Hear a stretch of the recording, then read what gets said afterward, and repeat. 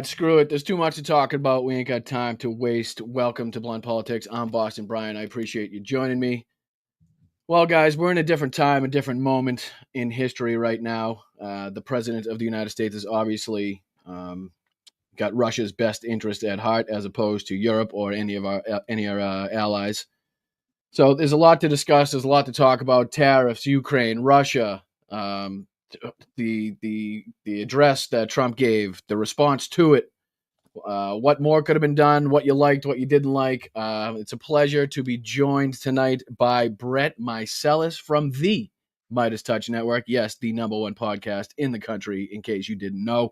But before we get to that studded all-star, let me get into the chat and say hi to everybody. How's everybody doing? I appreciate you joining me. What's up, Don? First off, thank you, mods. I appreciate you. Thank you for keeping the chat safe. Thank you for making this a place where everybody can get their conversations, their opinions out without having to deal with assholes. Nordez, thank you. How are you? Roxanne, Tiffany, thank you for your services. Hi, Mel. How are you? Love you. Appreciate you being here. Bob, how are you? Tracy, Lady K, Jillian, how are you? What up, Jen? Susie, Laurie. Let's see. Rox, how are you? Butterflies, Vicky. All right, we got the whole crew here. There's, like I said, a lot to get into. Let me bring in my friend, my pal, Brett. Let me see if I can do this in the right way. I never do this right the first time. Yes, I did it. Let's go. How are you, my friend? How's everything? Stuck the landing on the first go around. I mean, it's because you're a pro. I'm impressed already with the show. First off, Brian, it's so great to be here. This has been a long time coming. I'll give your your viewers here a bit of context and background. We have been trying to make this happen now for months, I think. And we finally found a day that worked out, and it is great to be here. The production of the show is awesome. Love the theme song, and you got a great crew here, man. I'm happy to be here. I appreciate it. Well, everybody in the chat already knows tech is not my strong suit as far as this whole podcasting thing goes. So I try my best to work out the kinks as they happen live. Brian, yes, I got to deal with Ben all day, who is incredibly tech challenged, I will say. So I don't know how he is at this point. That guy has more camera time than every movie star put together in Hollywood right now. He does. He's got 47 videos a day. You know what? You've actually hopped in big time now. I've seen. Ever since Ben had his kid, you've kind of stepped up in the role, and your videos have taken off now too. Your shorts, your long form videos, and it's good to see you doing more of that stuff too. So congratulations on not only that, but all the recent success on the podcast, the continued success, the 4 million subscribers, which is ridiculous to me. Somebody that's been listening to the MeidasTouch podcast for God knows how long now, 2020, 2021, probably. It's crazy to have it seen go from, like 25 faces in the little picture that used to be posted to, try posting 4 million, profile pictures now in a picture. Good luck. Yeah, it's pretty amazing, and thank you. And ultimately it's awesome. We're excited about the growth for sure. The biggest thing to us is just that the message is getting out there, and that we're able to kind of keep building this space of pro-democracy media in a space that previously, if you looked at it 1, 2, 3, 5 years ago, was just completely dominated by kind of MAGA voices and right-wing voices. And now we have all these great creators kind of coming on the scene, you included. And we've really carved something special out here. And boy, do we need it now more than ever. I think there were a lot of lessons learned, hopefully, from the election. And one of those lessons being that folks got to pay attention to independent media more. People really got to start taking this seriously and understand that it's where a bulk of the population is getting their information from. So you could ignore it at your own peril.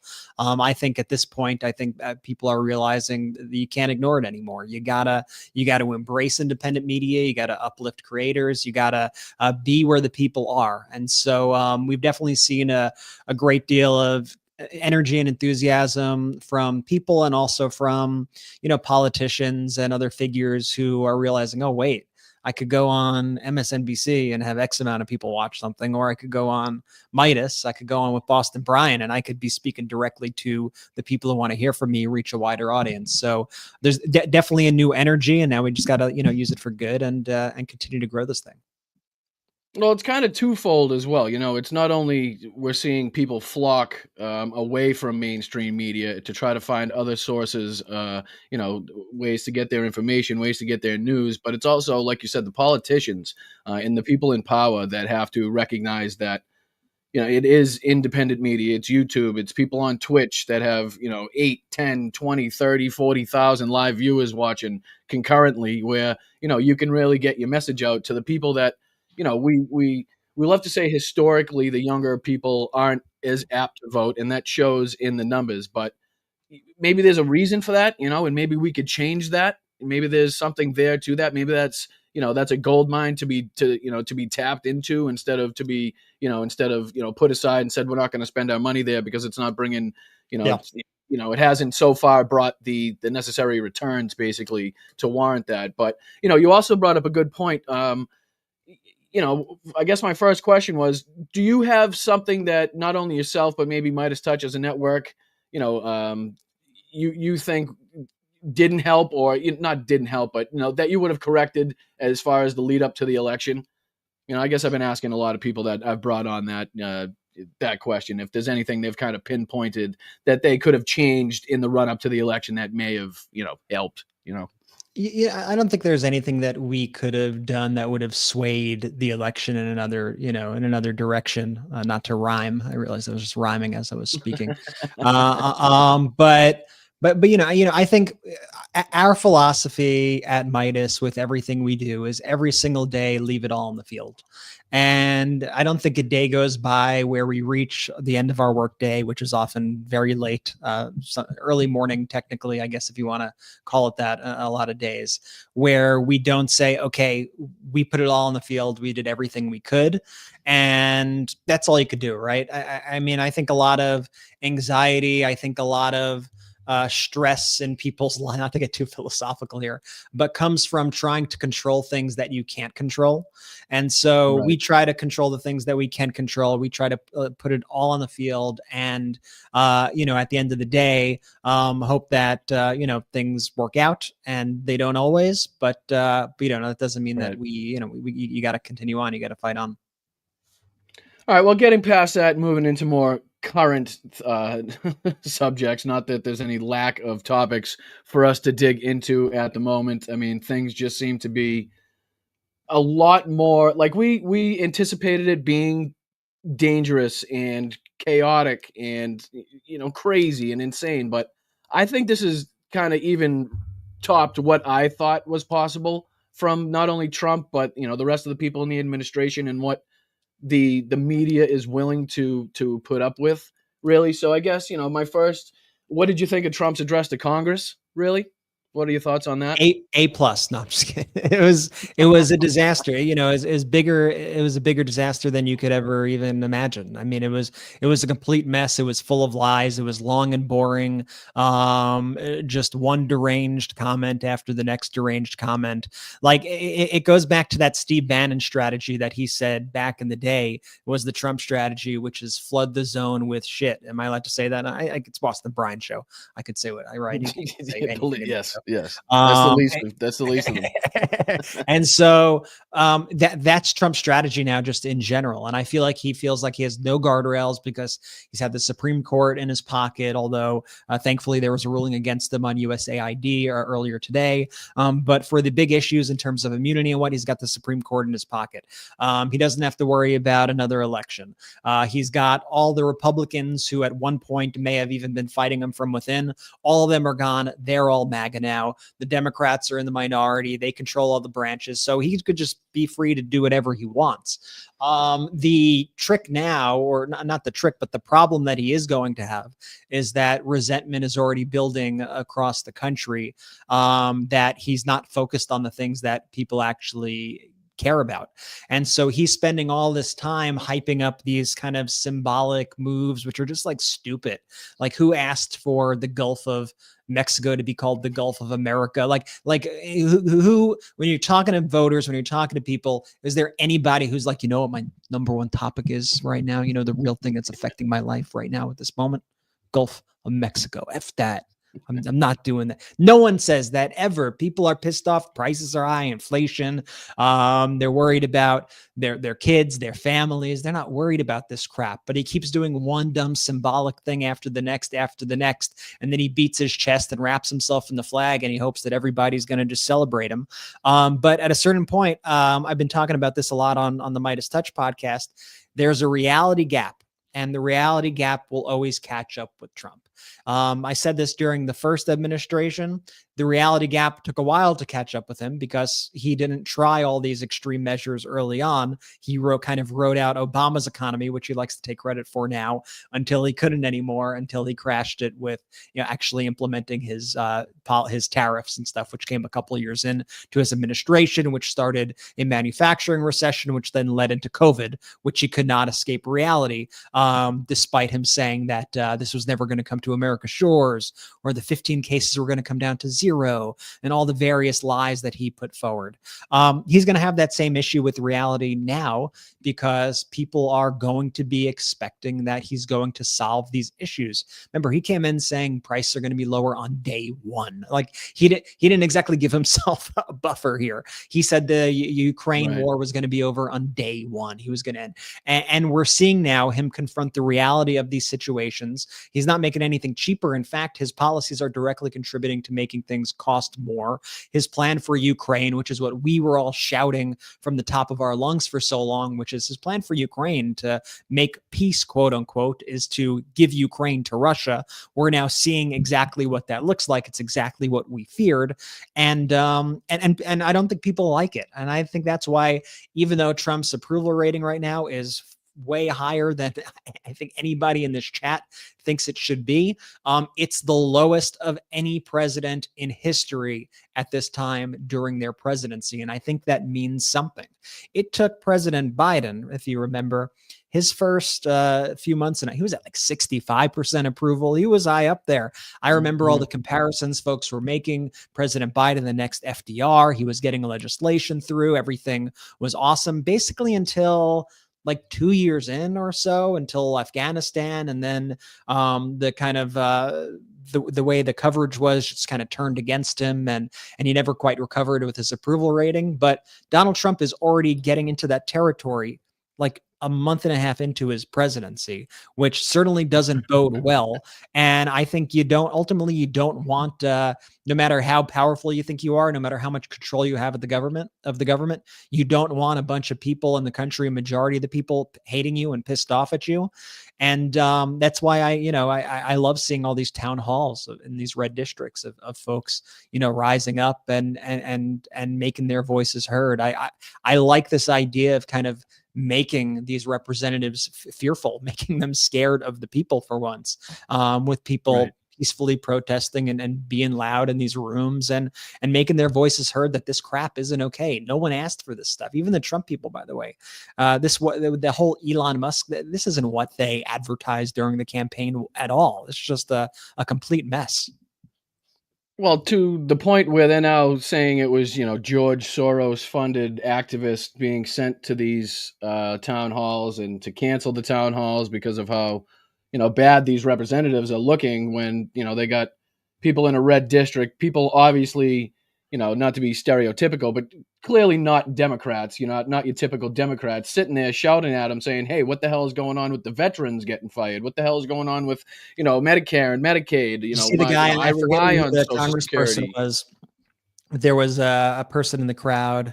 I think it was one of the Texas Congress people, but literally the guy had to say, I'm not a Democrat. Like I had to say to the guy, listen, I'm not a Democrat. I care about. And there's a few of them just walking out, people sitting there right after asking a blatant question to the guy, and the guy, okay, thank you, appreciate you coming tonight. It was nice, lovely talking. And walking out, the people are like, what the hell was that? Like the guy just asked a question. You can just walk out, and they're just like, they're done with it.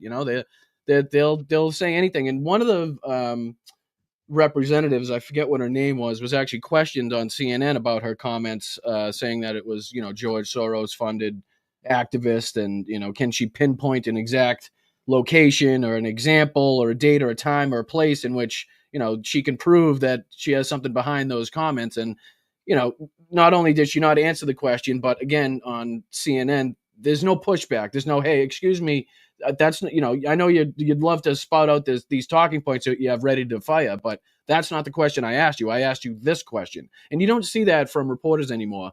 And it's more like, hey, just have somebody from the Democrat side say something, and then have a Republican rebut it, and then we'll cut to break for a couple minutes and it's come back and exactly we'll what do that drives me again. nuts about cable news. I mean, that exact format is the worst. And you see also as these cable networks try to make their coverage less expensive, they are getting rid of actual reporting and replacing all the reporting with these panel shows. And so, like you see, like on CNN, who's the host? Who actually, like, I really like. Who's the host that's on CNN evenings? But they do a panel. Abby Phillips. Abby Phillip, yeah, they do a panel show now, and they bring on that MAGA guy who writes for the LA Times. I'm forgetting everyone's names now, but they bring on that guy. They bring on Jennings. Yeah, they bring on him. They bring on like another guy. Then they bring on like two Democrats. They all scream at each other the whole time. And anytime I see clips from it, I'm like, this is the most embarrassing show for the United States. Like, it's just like, there's no value in this at all. Like, they're like, you're not learning anything. You're just getting propaganda, right. Blah, blah, blah, blah, blah. And you're not hearing anything. And even in those interviews, they have to stick to those time constraints, and they want to get to their next question, so they don't end up holding that person to the first question and nailing them down on that lie because they wanted to get a response to this other thing. And ultimately, when you're the guest on those shows, like these Republican Congress people who know how the game is played, they know how to run out the clock because they know there is a clock, and they are skilled at that. So they're able to just kind of bulldoze through it. But I think the fact that they're making up these lies about George Soros funded this and whatever, I think it shows you two things. One, I think it shows you they're actually really scared about that sort of backlash. They don't like it. they don't like being booed in their own districts, and they know it's legit. I think B, it's also projection, as always.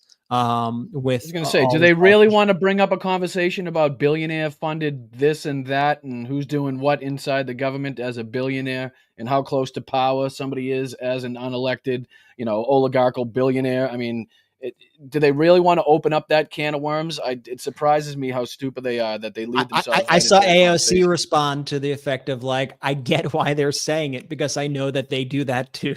Democratic town halls. And it's just what they know, they can describe it well and kind of make an argument out of it because they see it in their own kind. That's why it's, when you just said it there, it's pure projection what these people say. And that's what they know because that's what they do in their own lives. They know how to point fingers and say somebody's corrupt because they're corrupt in their own lives. So they can pretty much point, all they got to do is change the name from Donald Trump to, whoever they want to point the finger at and say what Donald Trump does. And that, there's your argument right there. It's not too difficult, but nobody pushes back. And we're getting to the point where I understand Donald Trump is, almost hand picking the people that, the media that gets to talk to him and ask him questions and stuff. And now we look at, the AP. We applied, Brian. We applied. We applied for a press pass. Join the club. haven't heard back. Me neither. What are you scared of, Caroline Levitt? What are you scared of, punk? You have too many subscribers. I don't have enough, I think. We applied. Haven't heard back. My inbox is suspiciously quiet. No more emails back from Caroline Levitt. I thought maybe you'd want the, a podcast, a show of our reach to. How embarrassing is she, too? With like the little Xerox printed little thing she's got all the time. It's like the whole thing is so embarrassing. It really feels like, and I'm not even like like I used to be exaggerating, I guess, back like a few years ago. I'm not like it's like North Korea stuff. Like it's straight out of North Korea propaganda, Russian propaganda, and the moves that they're doing. We're obviously joking and laughing about this stuff, but it is scary. And what I interrupted you as you were talking about what they're doing with the Associated Press and these other outlets and how they're replacing these kind of legitimate corporate outlets. And by the way, I certainly have issues with many of them, but to replace those with a Breitbart and with a Daily Caller and all these just propaganda networks, to remove the power of the White House Correspondents Association, to do all these moves.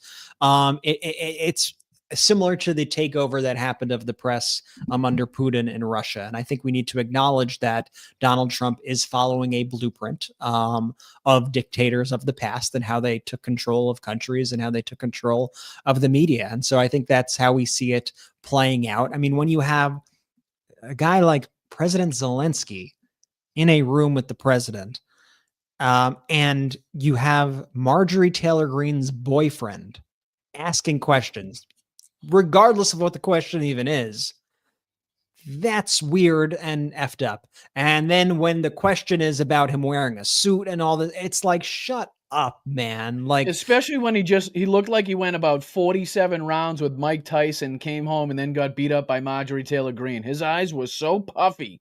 He must have had one of the longest benders of the press corps, because he looked like he was hurting for certain. Man, did he look rough. Imagine His being suit wasn't like helping. No like suit was helping that face that night.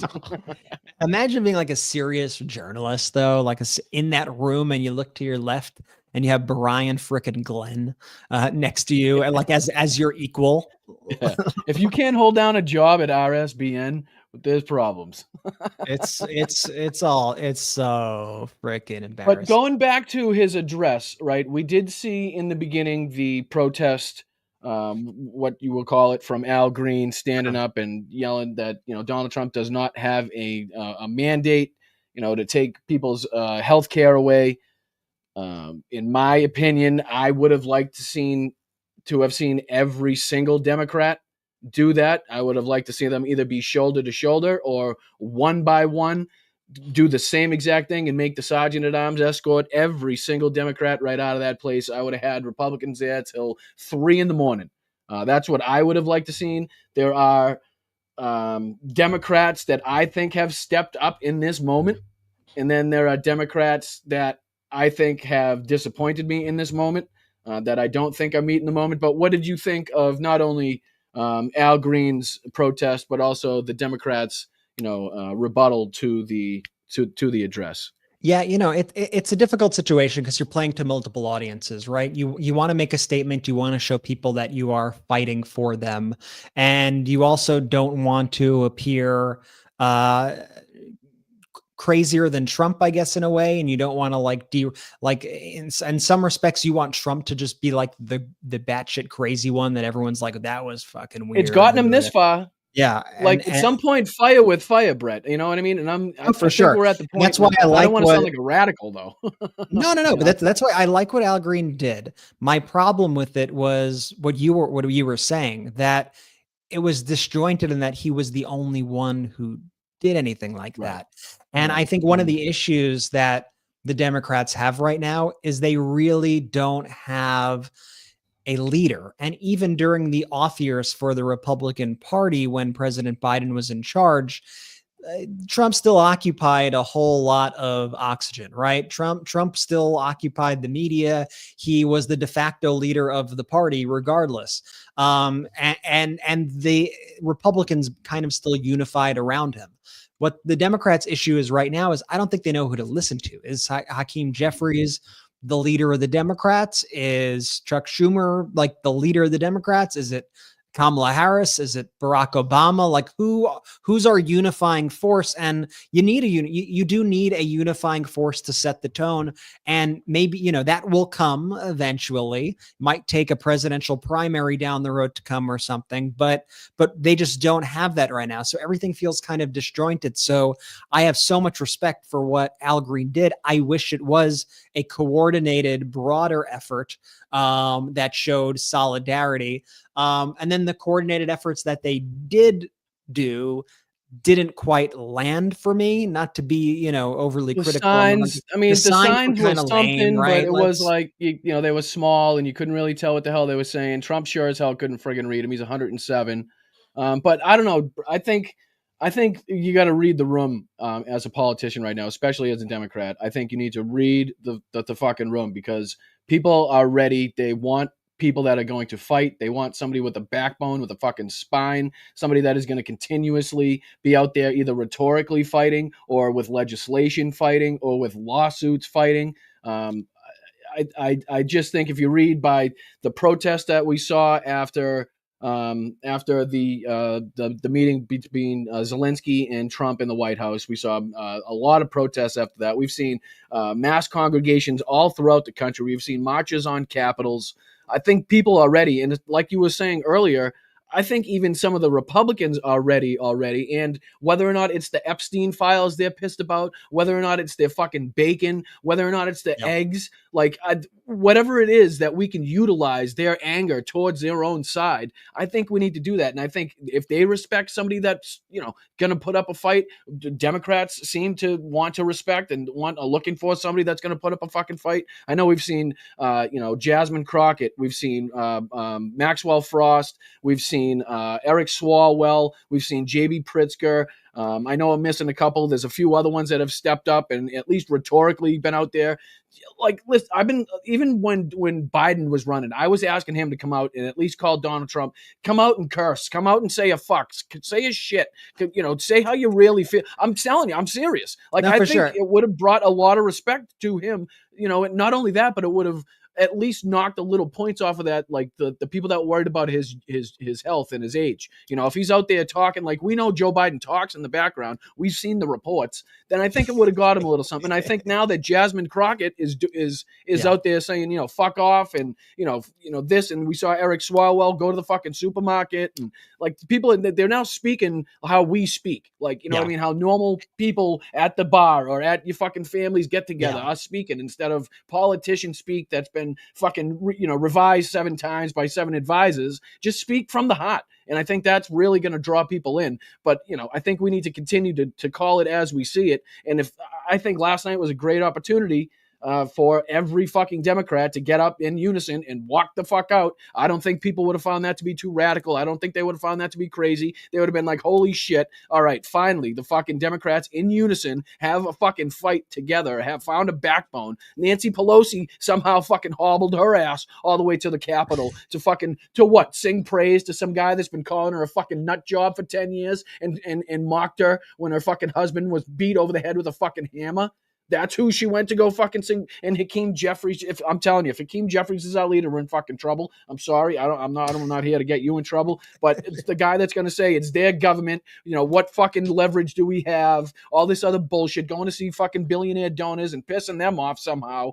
That's not what the fuck we need right now. We need people like I said, Jasmine Crockett and fucking Swalwells, and the people that are ready to step up, at least rhetorically. I know we're limited on the power that we do have, but don't fucking tell me we don't have a crutch to stand on. Hakeem, don't tell me we don't have fucking ammunition to fire. That's the worst thing. It's the worst thing you could say. I mean, you need to inspire hope. You need to fight. People are pissed off right now. People are angry, and rightfully so. People are fearful. And so I think a lot of these folks need to drop the kind of symbolic resistancy sort of acts that may have worked in 2016 or may have worked in even 2020, and to actually do actions that show fighting. Like, don't bring a sign to a gunfight, so to speak, and like you were sort of entering a war last night when you went into that room with Trump. You knew he was going to say the craziest stuff. I just don't think these printed signs inspire much. But as Trump was speaking, that he's going to hit every offensive beat on the planet. So I think you could even strategically, at specific moments, when he says something that's so outrageous or offensive, a portion of people walk off. Trump says another thing that's super offensive. He calls Elizabeth Warren Pocahontas, walk off. He says transgender mice, whatever, walk off. And everything he says that is just that crazy, plan it and make a statement. And I love that those voices, the people you were saying, Jasmine Crockett crushing it, Eric Swalwell, like these are the voices that need to be out front, need to be doing their thing. And the other thing I would just say though also is like, people need to be authentic to who they are, right? Like if that's who you are, Jasmine Crockett is that person. She is somebody who, if you're out there talking to friends, she speaks how your friends are speaking, right? And you know that she is that person, right? When you're shooting the shit with your friends, she's that person. Eric Swalwell, when he says stuff, this guy's being real. This is who he is. I don't think everybody necessarily needs to adopt. All right, we should be cursing. We should be you should know, absolutely. right? And know your skill. Like we don't need Chuck Schumer out there being like motherfuckers. Well, that's we definitely don't need him out there saying fucking aroused either. I can tell you that. We don't need don't try so hard. But I right? always say, like you're the tactician. Be the tactician. I apologize. Sorry. Go.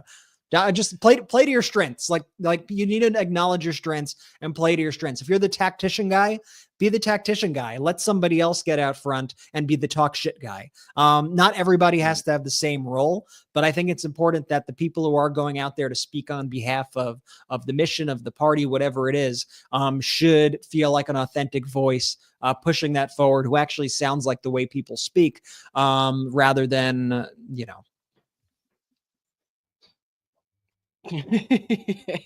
But all right, 2 points. So the first one is, I only say the Democrats should have got up in unison because it would have totally avoided what we knew was coming from Donald Trump.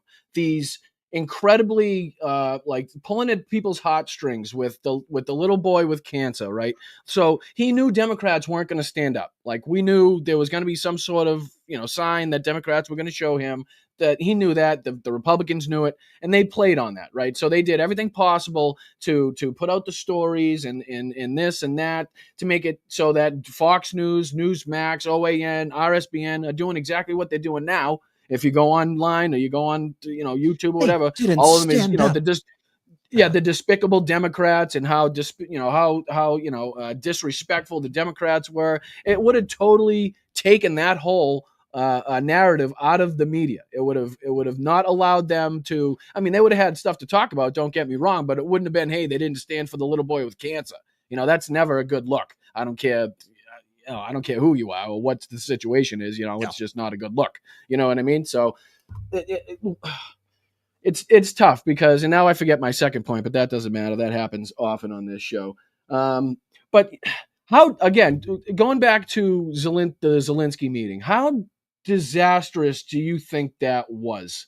Because I think it's kind of two parts. It's obviously how's it going to affect Zelensky and Ukraine, but it also seemed to have a unifying effect with the European leaders. They came out and showed their support not only online but with video messages.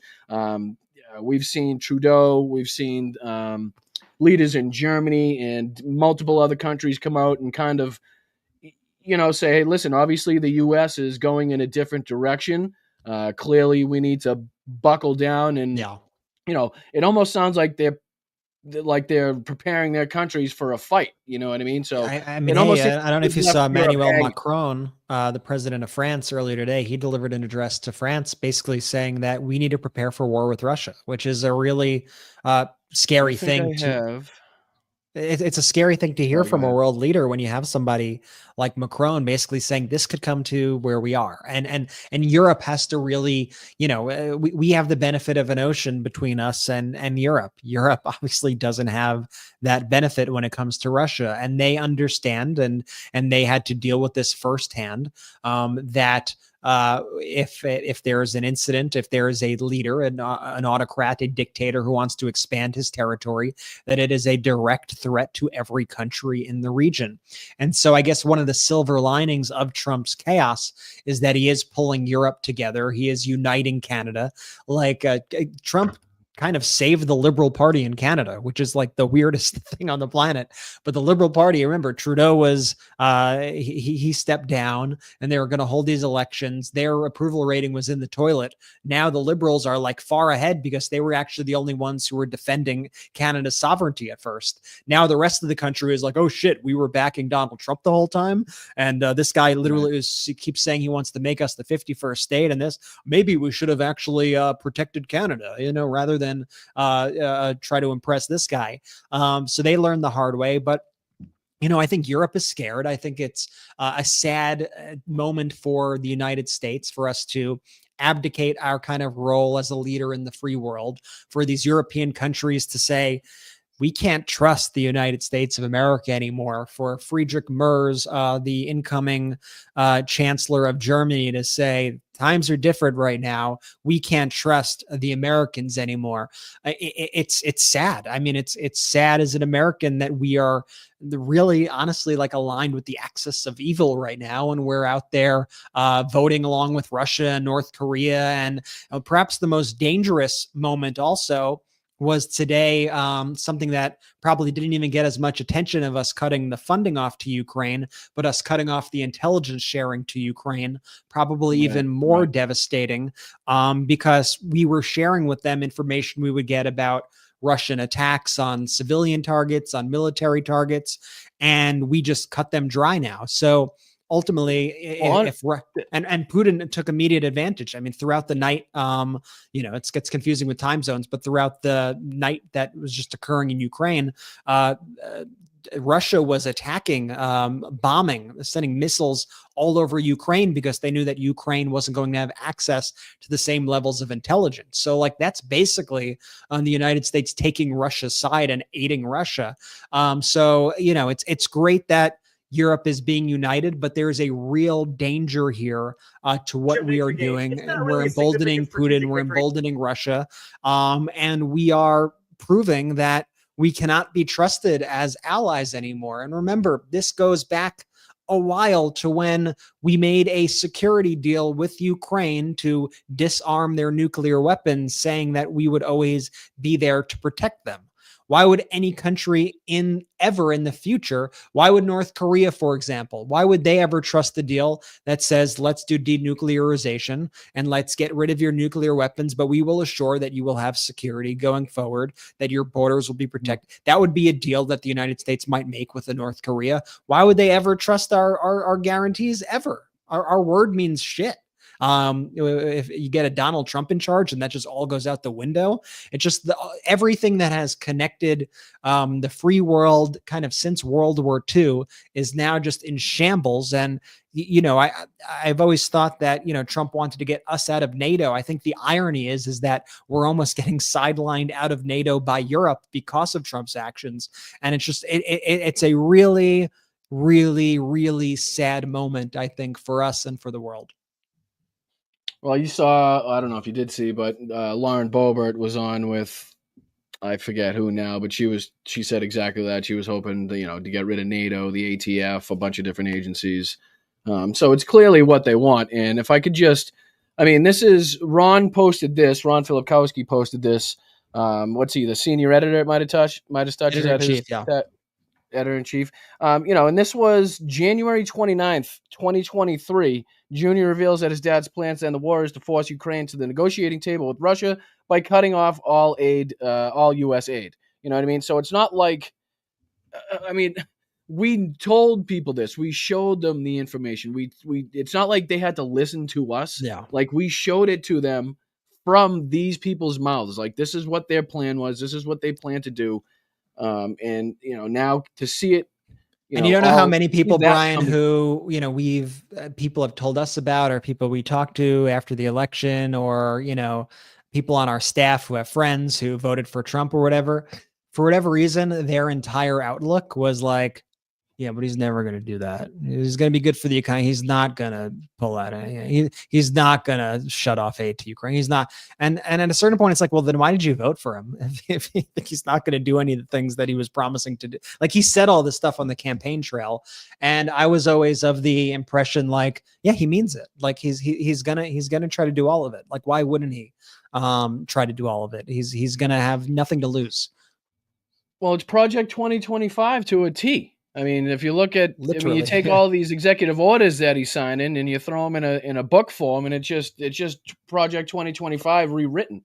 And unfortunately, now he's brought in, and what I was afraid of this time is other people around him that are not only more devious but more intelligent, right? So I'm not saying they're brilliant people, but it doesn't take much to be more competent and intelligent than Donald Trump. So to have him surrounded by people that kind of know what they're doing, have been in some of these situations before and done the work in the government, and know, which agencies and which jobs are the ones to get where you can actually pull the strings of the government and really get your stuff done. But lately we've seen, obviously, and most explicitly with the tariffs, him kind of playing with the stock market. If I had enough money and I could kind of buy into these dips of him announcing tariffs, watching the stock market go down, and then all of a sudden, oh, okay, maybe we won't do the tariffs. Maybe it's another 30 days. Maybe it's not the cars. Maybe it's not this. And then all of a sudden the stock goes, like, you could make a serious bank, some serious bank, if you could, have that inside information and know when that's happening. So I think his whole, and we've seen it with the meme coin, he's in it for the money this time. He wants to golf, make money. He's going to let, we saw it at his address where he's kind of telling, okay, you're in charge of that.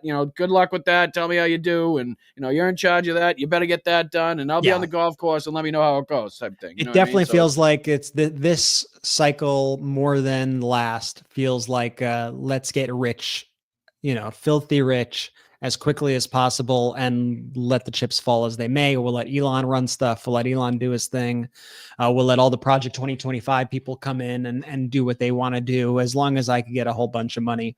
And these various moves that he's made with the tariffs, with the cryptocurrency announcement the other day, they all feel like the epitome of corruption. Even just the fact that he, is selling the Trump meme coin or whatever he was selling, and he was selling the Trump meme NFT cards and all that stuff. Like, these are just other unregulated ways of taking vast sums of money from any entity, including foreign entities. And by the way, those people could let the person know, hey, guess what? That was me. That big $70 million purchase, that was me. And it seems like every time Trump makes one of these announcements, we find out that there was some sort of like whale, as they call it, who made some sort of, they were just so lucky, Brian, that the day before. I just happened to put my 200 million in at the right time. Put it all in the exact 5 crypto coins that Trump announced was going to be part of his crypto reserves, and they made $200 million. It's like, okay, so that's what this is about. There's been a few scandals already revealed as it pertains to those coins. I mean, what's the guy's name? CoffeeZilla, something Zilla. He does, like, he's always something going after scams, people that scams. He's revealed, the conversations he's had with the exact guy that was involved with both Donald Trump's coin, Melania's coin, and Christ, I'm forgetting his name. The South American leader there. Yeah. The guy with the funny hair. Can't even think of his name. He also got caught up in a corrupt, crypto scandal where he Malay. Right. So, he scammed all of his people. It did the same thing, pulled the rug, and it is CoffeeZilla. Thanks, guys. I appreciate you. Appreciate that, Stingo. So yeah. I mean, it's not being hidden. It's not behind closed doors anymore. It's blatant, but I still feel handcuffed. Like, I still feel like there's nothing, like, I can't, if the media is not going to call him out, the media are the closest people to him right now, right? If it's not his people, it's going to be the media that has to call him out, because his people ain't going to do shit. They're certainly not going to call him out. So if they're not going to, like, I could never, as a media figure, as a journalist, go in there, ask a question, have him just, the response be absolutely nothing about what I asked, and then be, okay, thanks, go on to the next one. It's like, wait a minute, like I was saying earlier, wait a minute, sir, that's not the question. You have to be rude, but at least get the answer to the question if you're going to get that a limited amount of time to ask it. I don't know.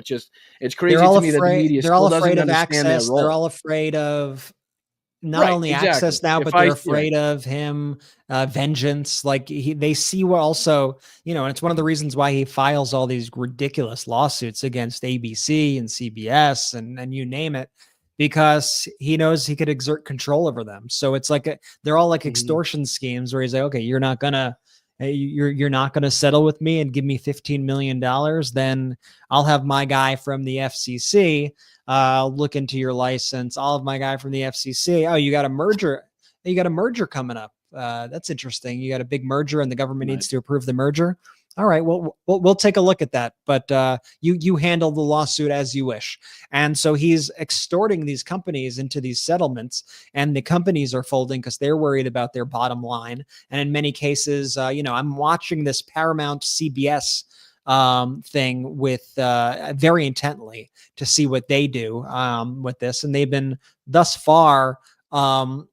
Go kind of waffling, but the last I heard was they were putting up a fight. But then after that, I started to hear that one of their big executives, who they're in the middle of a merger, was sort of pushing them to make a deal with Trump.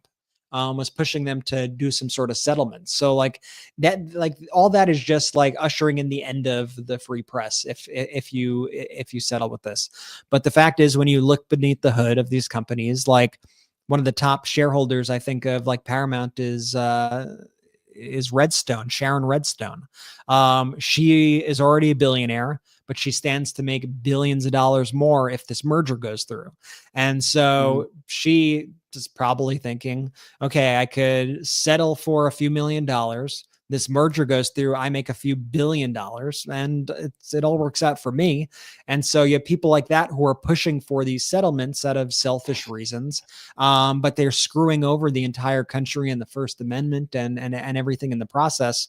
And it's just sad. But I think that's why folks are gravitating towards platforms like yours and like ours. I think people see what's happening with the corporate media. And by the way, I'm not somebody who's like, they don't have a place or I just hate them, implicitly. Like I would wish that they would be doing the best job. Well, it's the opposite. They have a huge role. They have the most important role. That's why it's enshrined in the Constitution. You know what I mean? Yeah, that's why it's so infuriating. But I think people rightfully see that, that they're not doing their job right now to be nice about it. And I think part of it is that media has been kind of systematically destroyed over decades now, just with conditions with online, and they're worried about clicks, and they have to do all these layoffs, and they're kind of in shambles to begin with.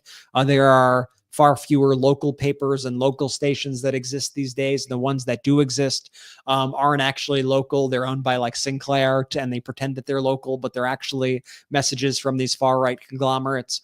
And so you have the perfect storm right now of either outlets that are owned by MAGA people. Look at what Bezos just came out and said about the opinion side of his company.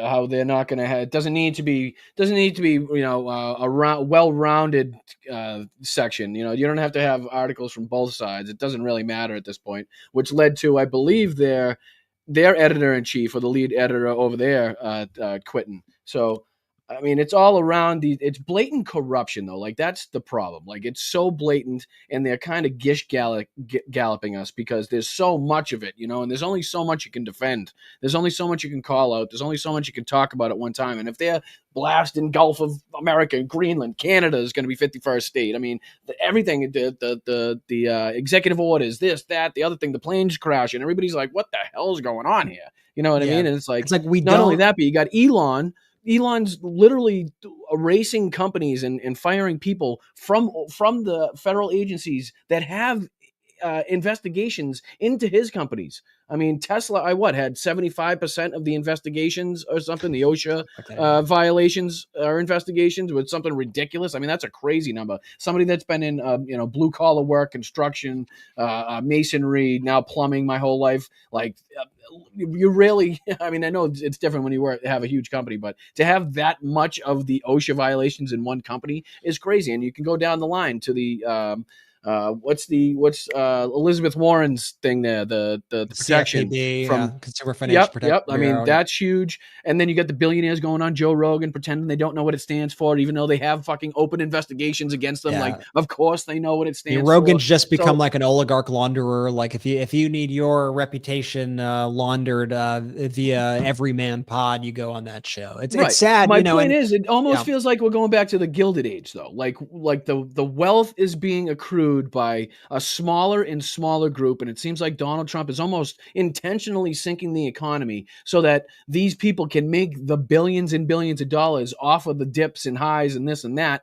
He can go golfing, he can do this and that. And it doesn't really matter what happens to the rest of us. It's we're getting to the point now, and especially where, if Vladimir Putin is all of a sudden going to stop making deals with the United States for minerals, and we're going to strengthen his, impact and respect on the world stage. I mean, what does that do for the people of Ukraine? I mean, we can't have a Treaty of Versailles thing where, we stop right now, but, things just kick off in 5 years, 10 times worse. We can't. That's worse for everybody involved. So, I guess where do we go from here? I guess I know that's a tough question, but what are the most important things we should focus on? I guess should be the question.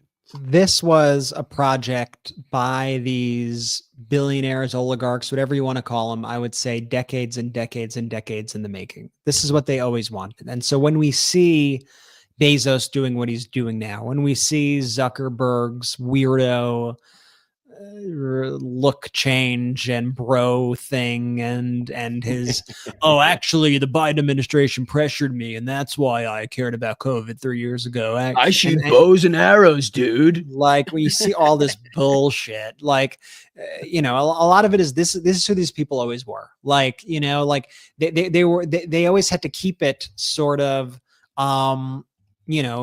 clean or PC or whatever you want to call it, because that's what the market kind of dictated. Now they feel like Trump has destroyed the market, that what's in and what's cool now is, screw diversity, screw, we don't have to pretend like it's not cool to be rich. We're going to be rich and we're going to be extravagant and we're going to say, F your opinions. We're going to do what we want to do. Like they're just bulldozing now through with the things that they always wanted to do unfettered. And this was decades and decades in the making. I mean, I think we'll all look back at like the Citizens United ruling also as being like one of the single most destructive things to ever happen in our country, which allowed unfettered money to be poured into our elections, which ultimately leads to an Elon Musk buying an election, doing all the things that he did. And so, but my hope is that the pendulum always swings. And I think ultimately there may not be a leader right now who's in everyone's view, but there will be somebody who emerges as a voice of opposition to what we're seeing. And I think that voice of opposition will have to be somebody who is actually populist, not Donald Trump's bullshit populism. That's a con that actually just helps the rich, but that is somebody Wait a minute, Brett. Cenk Uygur says that Donald Trump and MAGA has a huge populist wing. I don't know what you're talking about. I'm not taking the bait on that. So like I tried, guys. I tried. There's a but there will be a voice who comes along who's actually articulating the things that I think so many people are screaming about right now. And I think they need to really be unapologetic about it when they're speaking about, what do actual working people actually give a shit about, and what is actually going to help people. And maybe we shouldn't let billionaires just have unlimited power over our government. And there's got to be backlash. There's got to be a fight, and there's got to be somebody who actually inspires people to action. The benefit of whoever's going to come along and do this is that it's never been more obvious what's happening right now. Like it's comic book villain shit that we are seeing out of Musk and Trump and all these people. Like they're like Mike Johnson, you name it. They're all comic book villains of like Lex Luthor or whatever, like just in your face, like mocking you, bragging about it every single day. So we just need that one leader to come along, I think, to swing the pendulum. And one of the things that I keep saying on our show is let's also not wait for that person to come along, and let's not wait for X politician or Y politician or these Congress people or that Congress people to be doing things. Like we got to think back to like to Kennedy, ask what you could do for your country, right? You got to ask what you could be doing for your country every single day. And that's why I love when I see the protests in Vermont against Vance. That was hilarious. That was great. That's what I want to see. That's why I love seeing the people in the town halls, because people need to take it into their own hands. And I think also, and I'm certainly not perfect at this, but when we find those people who are the leaders, are the Congress people, are the governors who are fighting back and are doing a good job, let's elevate those people. And instead of necessarily talking a lot of shit on the people who may be slower to figuring it out or not quite being on message, let's elevate the voices who are actually pushing the ball forward and get their messages out and make sure that people know that there are people who are fighting for them. There's obviously limited power that Democrats could actually have right now, given that they don't have control of any of the branches of government. But when you see these moves that are smart, let's highlight them, let's get behind them, let's support them. One of the things that I think is brilliant related to these town halls that we're talking about is the politicians, and Eric Swalwell is included in this. And I've seen Tim Walz also make a statement. Those politicians are saying, oh, these they're going to cancel their town halls. That's the edict that the National Republican Congressional Committee has given. No more town halls because they don't want to be harassed. We'll hold town halls in your district.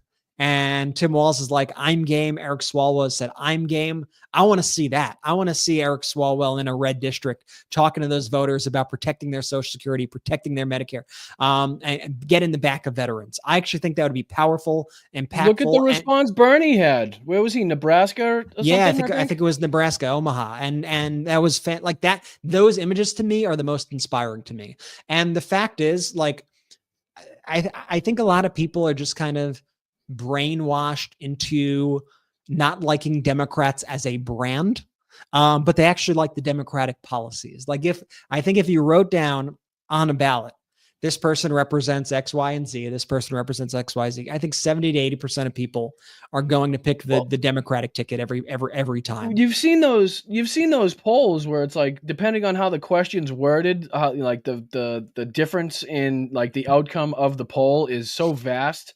If you word it correctly and, in a way where people can understand it and it's, it's factual instead of misleading, then, you tend to get a better response out of people. But I know we're coming up on the end here. I got one more question and then a treat before you go.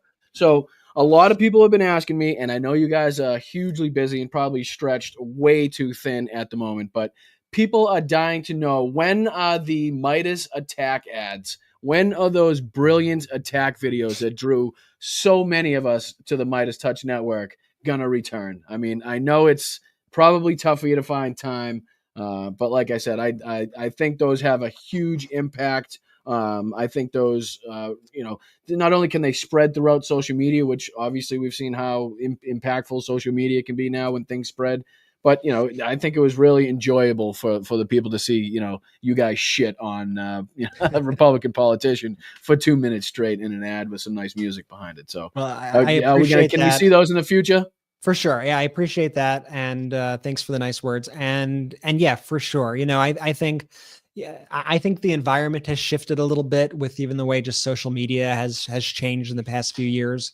And so I just think it's a little different, but I think there's a place for them. I think what we now do, instead of, calling them necessarily like attack ads or ads, we do digital shorts. And so we did a bunch of digital shorts, kind of leading up to the last election, which to get information out. And we were actually just speaking this week about, figuring out, some other projects like that we could do ahead. The biggest thing for us is always like, how can we get the information out in the most effective ways possible?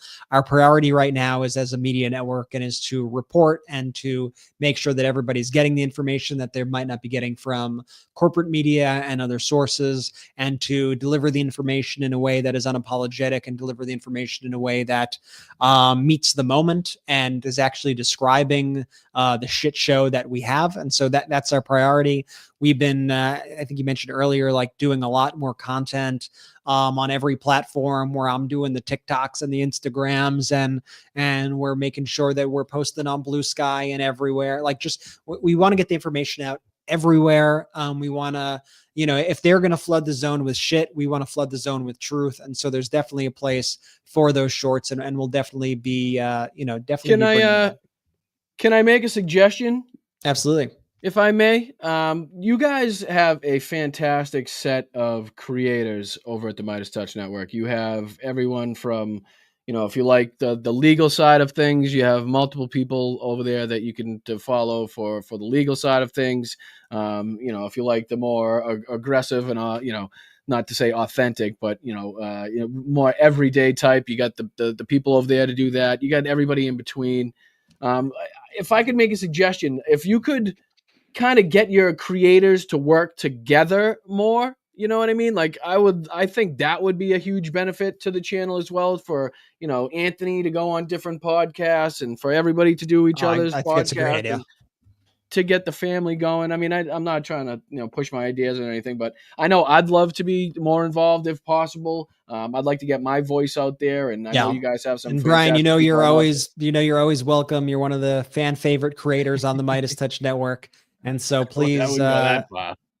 you definitely are. We value your voice, and I really love what you're building over here. Look at that. Look at that. Just so the folks know, it's not my birthday right now, but I do love this picture. I've seen this photo before. Logan says hello from California. He wanted to remind you that he was not only your first fan, but still is the #1 Brett fan in the country, if not the world. So, Ty, can Logan, I ask, is that, hey Logan, I love this so much. Is that one of our shirts, or is that a custom shirt?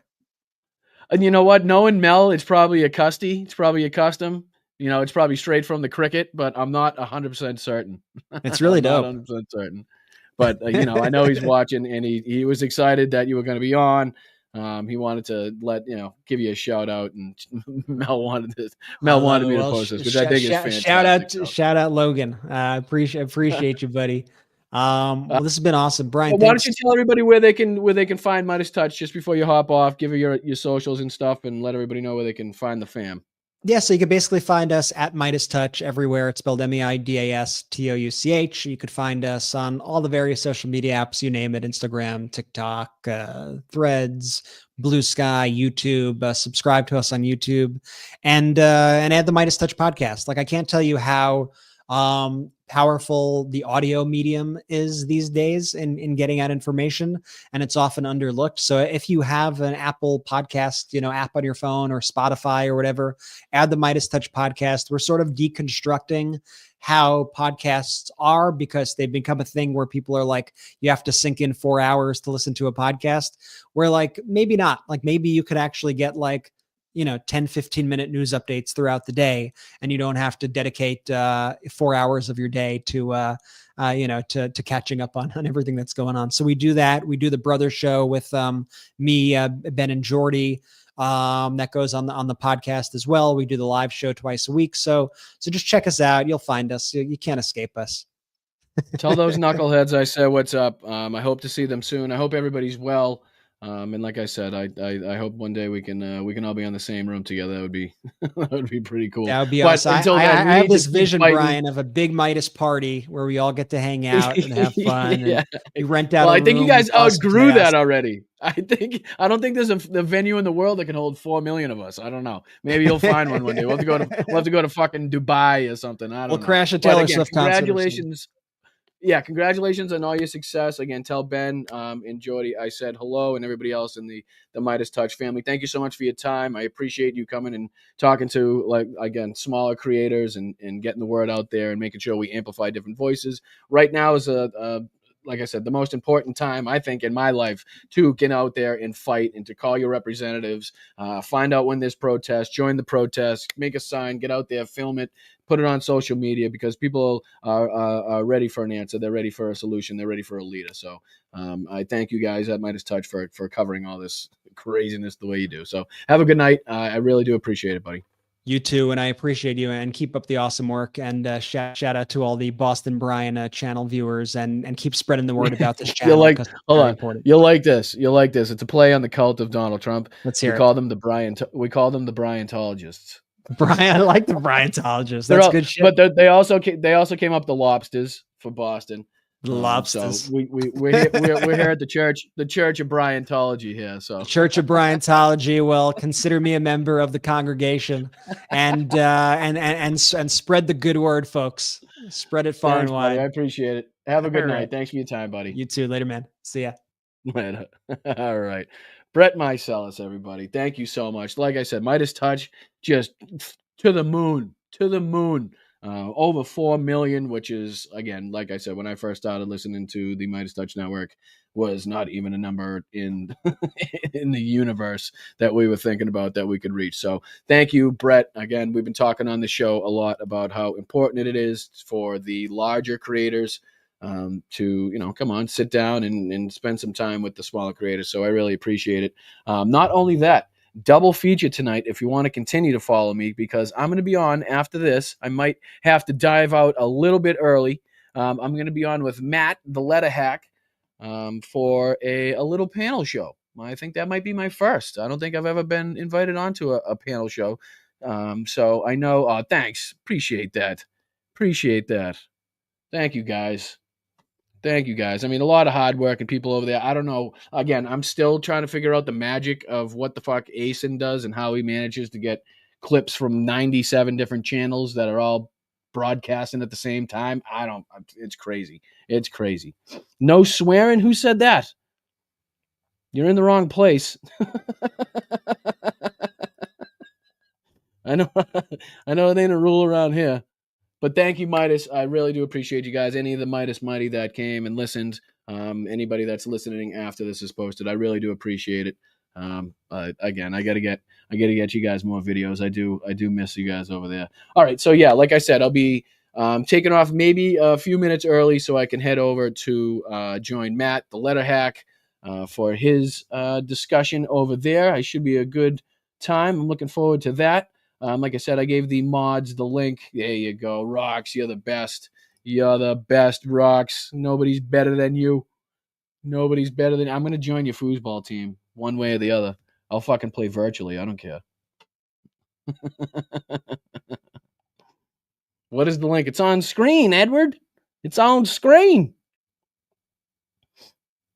Here it is again. Thank you. OG Meidas Mighty. Let's go. Appreciate it.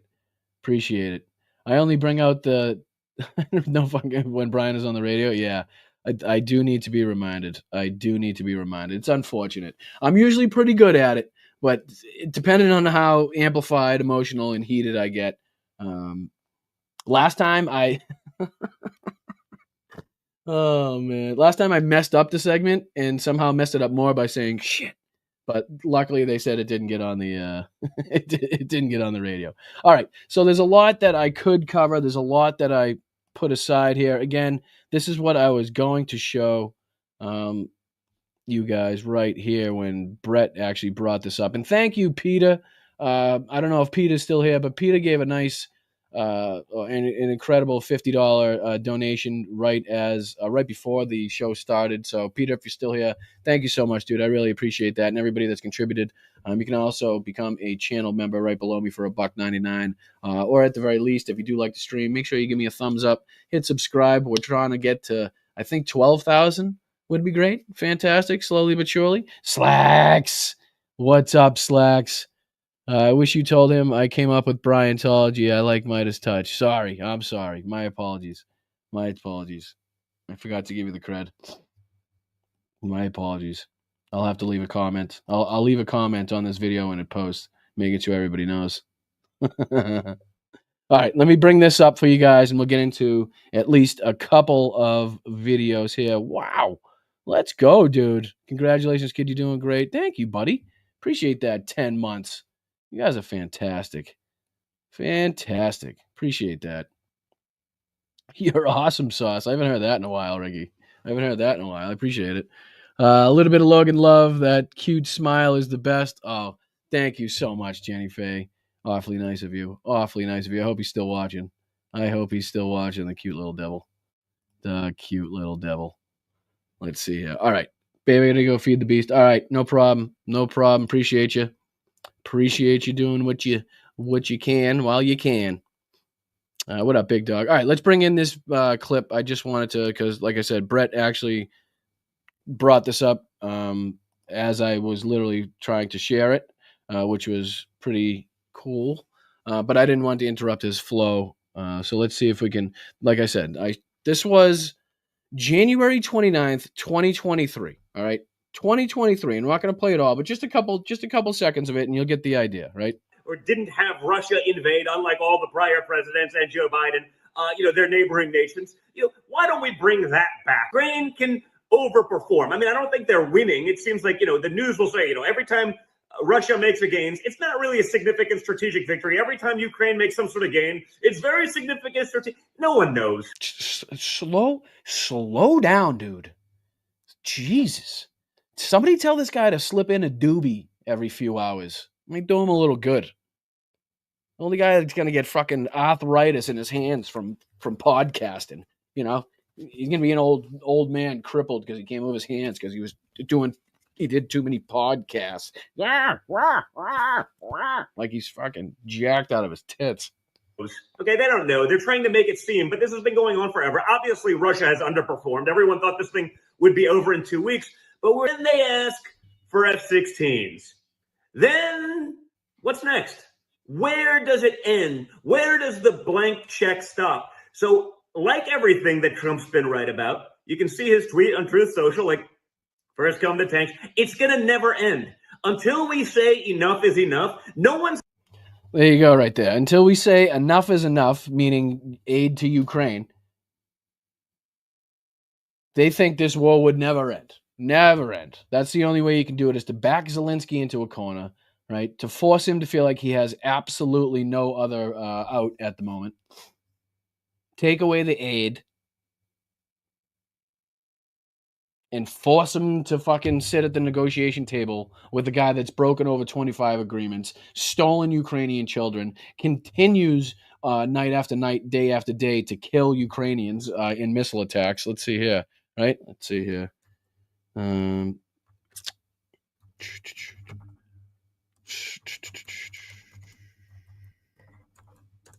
Night after night. These things are still going on. This an hour ago, 12 hours ago, Russia bombards Ukraine. See ya.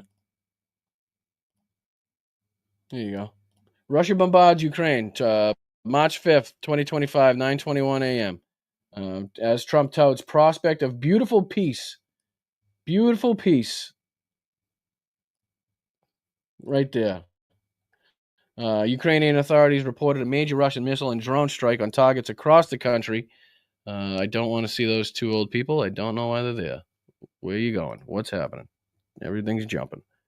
On Tuesday night, with top aide to President Volodymyr Zelensky demanding an immediate end to Moscow's barrages as a condition for any peace deal to end Russia's 3-year-old invasion. Now, why wasn't that one of the first things said, right?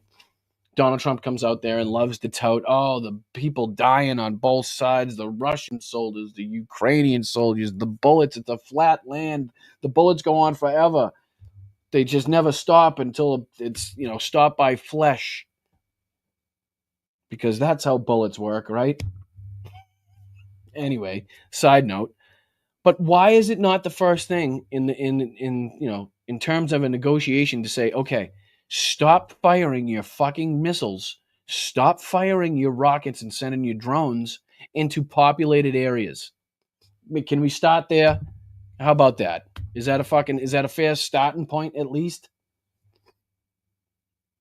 It's ridiculous to me. And again, why Vladimir Putin is not being treated how Volodymyr Zelensky was treated in the White House is beyond me. But it's really not. It's kind of obvious, It's only beyond me because a real man with dignity and respect for the office of the president, the presidency, and the people of his country, it's an easy choice. There's an easy end to this.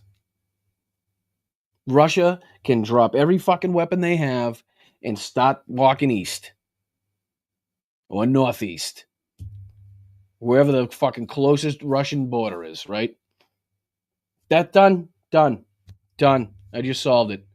Give me the Nobel Peace Prize. It's over. right? Never come on this territory again. Have the security guarantees from the United States that you can trust. Don't get extorted by your allies.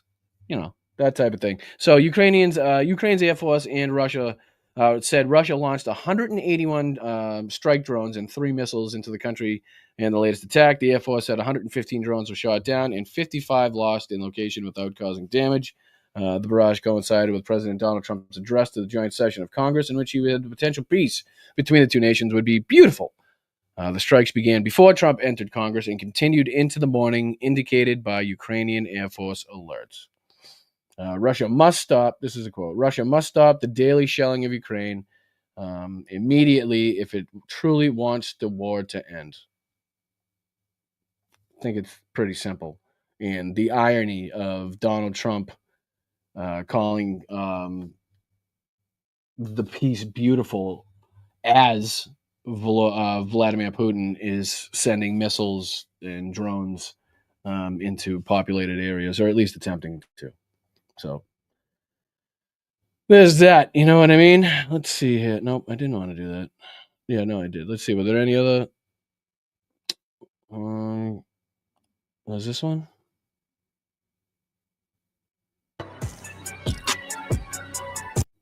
I'm sure that's copyright music. I can't risk it. Can't risk it. All right. But you get the point on that one. Not only did, Don Jr. tell us about it long ago and tell us what their plan was going to be, but then you got that shit to deal with, as these peace negotiations are supposed to be happening and, Ukraine is being treated as the aggressor, even though they're the victim, and continue to be the victim night after night after night. We're leaving them hanging. We're leaving them high and dry. And I never thought in my wildest dreams that I would feel not joy or happiness, but, I would agree with seeing commentators from overseas, from abroad, rightfully call the United States a piece of shit right now. And then my fucking first instinct is to hit that thumbs up because they're right. They're 100% fucking right. Yeah, check this out. Let's see here. What can I do? I think I have a few on him. Let's see. Mark Warner. Nope, I don't want to do that because he's a. Let's see here. Al Green. We did that one. Backtracks. Why did that? For some reason, I feel like they disappear when I try to put them in this thing. Oh, there's also this too to look at. Let's take a look at this. Let's take a look at this actually. Let's take a look at this actually. This is, I believe, to my knowledge, the latest statement from Volodymyr Zelensky. This was after his letter to Donald Trump. Sorry, let me play this. Put on the sound for you. Make the big screen. You're all set. Can you see it? Everybody can see it. You might miss some of the subtitles, so I will read them aloud for you. Alrighty? Конструктивної співпраці, партнерських It is about everybody in Europe. We seek constructive cooperation. відносин про те, що відбулось у Partnership-based relations. We can only regret what Білому happened домі at the White House. замість наших перемовин можна тільки шкодувати, але треба Instead of our negotiations, but we must find знаходити the силу, йти далі, поважати одне одного, strength to move forward, to respect one another, just as we have як ми завжди поважаємо Америку, always respected America, Europe, and all our partners, and to do Європу, всіх партнерів і разом робити everything together to bring peace closer. Now, it's been reported and known that Volodymyr Zelensky did not want to have that meeting, did not want to have those negotiations in front of the world's fucking media, right? He wanted to have it behind closed doors, but Trump insisted on having it in front of the media so he could do exactly what he did, which lends more credibility to the fact that this whole thing was a setup from fucking, the word go, right? So again, to say that Volodymyr Zelensky and was at fault somehow in that situation, or instigated, or anything, to point a finger at him in any way, you out yourself as a clear either maggot, or just somebody that is completely ignorant to the facts, that didn't watch it, just likes to be just likes to be the opposite, just likes to cause arguments type of person.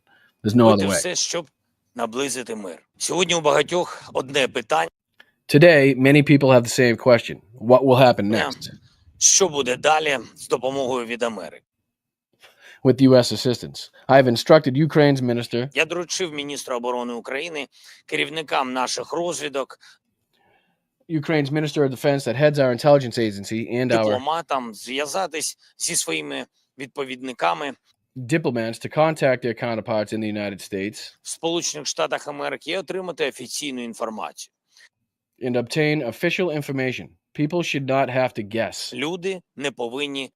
This is in regards to, I would assume, security guarantees, right? Why are we guessing at what security guarantees are? Just the fact that we signed a deal with dealing with minerals is not a security guarantee. That does not guarantee my security and the security of my people moving forward, right? I want fucking detailed security guarantees on what will happen, not only now, but going deep into the future, to keep my country safe and to make sure that this never happens again and that Russia stays in its own fucking spot, right? We shouldn't have to guess at what these are, which is exactly what the Trump administration, Pete Hegseth and the rest of these assholes are making Ukraine do. He had to fight just to get that one line in there in the agreement that said, they will, I forget what it said exactly, but it was something vague about security guarantees. They will speak about security guarantees or something along those lines. But again, nothing detailed whatsoever. There's been nothing that I've seen in any way to point that this deal is going to be ultimately beneficial for Ukraine, as far as what I've seen. I could be wrong. Obviously, I'm not an expert. Здогадуватись. Україна і Ukraine and America deserve a respectful dialogue and a clear. Заслуговують на поважний діалог, на чітку позицію одне одного. And a clear position from one another, especially when it comes to Тим більше, коли йдеться про захист життів у час protecting lives during a full-scale war. повномасштабної війни. Зараз не 22-й рік, зараз наша This is not 2022 anymore. Our resilience is stronger now. стійкість вища, ми маємо засоби захисту. We have the means to defend ourselves, but for Але us, для нас важливі нормальні партнерські відносини maintaining normal partnership-based relations with з America Америкою для реального закінчення війни. is essential to bringing the war to a real end. None of us wants Ніхто з нас не хоче нескінченної an endless war. війни. So I believe that is the latest statement and message from, from Volodymyr Zelensky there. It really is a shame. It's embarrassing. Like I said, it's shameful. This point in history, the last 10 years of American politics and geopolitics, I believe, will be studied and looked at long into the future. I think people are going to look back on this time and say, what the fuck happened? How the fuck did it ever get to that point? How could it get to this point? How could the United States of America give their word to a country for them to give up their nuclear arsenal? I believe the second largest at the time. Fact check me on that one. But a pretty substantial nuclear arsenal in exchange for and in agreement with other countries for protection in case this same fucking thing, this exact thing that we're seeing now and dealing with now happens. Right? Again, the Minsk agreement. Putin. Broken. Any one of the other 20 plus agreements that Russia has signed and broken. This is not a difficult fucking question. This is not a difficult choice. This is not like, oh, I don't know who to support here. There's, they're kind of both on, each one's got their own points, and each one's got no, they're kind of right. No, they're kind of, I don't know. I'm so torn. No, this is fucking simple. You attacked. I support them. It's that easy. It's that easy. They're the ally that we have an agreement with, the Budapest Memorandum. You're a dictator who's been in power for 26 years and killed countless number of people, of your own people, that has robbed and fucking stolen from your countrymen and women to the point where you have become the world's richest fucking person as a president. And somehow Donald Trump's not going to be able to say the word dictator when it pertains to Putin, but he can fucking let it fly when it has to do with Zelensky. I mean, this isn't fucking difficult. This is not fucking difficult, And I love people love to say, well, we can point to some things that Donald Trump did in his first administration that went against the whole Russia narrative. And it's like, yeah, that's fucking politics, right? There are some things that even Putin is going to tell Donald Trump to do, right? To fucking throw people off the scent, to throw people off the trail. You can't just be, and not only that, but Donald Trump's first administration was so much fucking different, right? There were still people in place in high fucking positions to kind of keep him in check, right? Especially in the intelligence community, especially in, when it pertains to the State Department, right? So he didn't have he wasn't as comfortable as he is now to make the decisions that he maybe wanted to make. So he had to kind of throw a couple things out there, the javelins to Ukraine, to make it look like, hey, I'm not totally pro-Putin. I'm not totally pro-Russia. And again, everybody throws around this fucking Russia thing like it's nothing. Has anybody read the Mueller investigation? Do you guys know how many of Donald Trump's associates and fucking people directly connected to his administration were not only charged but convicted in that? Because if we're going to sit there and say that was a bullshit narrative and that had nothing to it, then you just don't know what you're talking about. And, some things obviously need to be explained to you. And I'm more than happy to do that to anybody that may, second guess why the need to continue to send weapons, ammunition, aid in the form of fucking food, and yes, even fucking direct financial aid is imperative. It's not like, okay, maybe we should do that. It's fucking imperative to the safety, not only of Europe and beyond, but also to the security, the fucking national security, the integrity of the United States of America. Because if Vladimir Putin spreads throughout Europe, what the fuck do you think he's going to do? He's going to be friendly to us? Are you out of your fucking tree? I mean, it's it's not difficult to see that the money, the majority of the money being spent in the United States to revamp our military, right? As we send second-rate, used equipment, things that have been used in battle already, things that have been used up in training exercises already, things that have already made their money back, right? Made the taxpayers' money back, either carrying soldiers somewhere, getting somebody out of a fucking a sticky situation in battle. These vehicles, right, sitting in storage, have already done their duty. But now they're being repurposed to do a better duty, right? To do another duty. While we spend money into the United States, yes, maybe into companies that we don't fucking like, but we can talk about that after we end the war, can we? Can we fucking pick that up after we end this war and the killing and the people dying and the fucking women being raped and the kids being stolen? Can we, well, maybe we'll pick that up afterwards, right? Let's put out the biggest fire first here. So.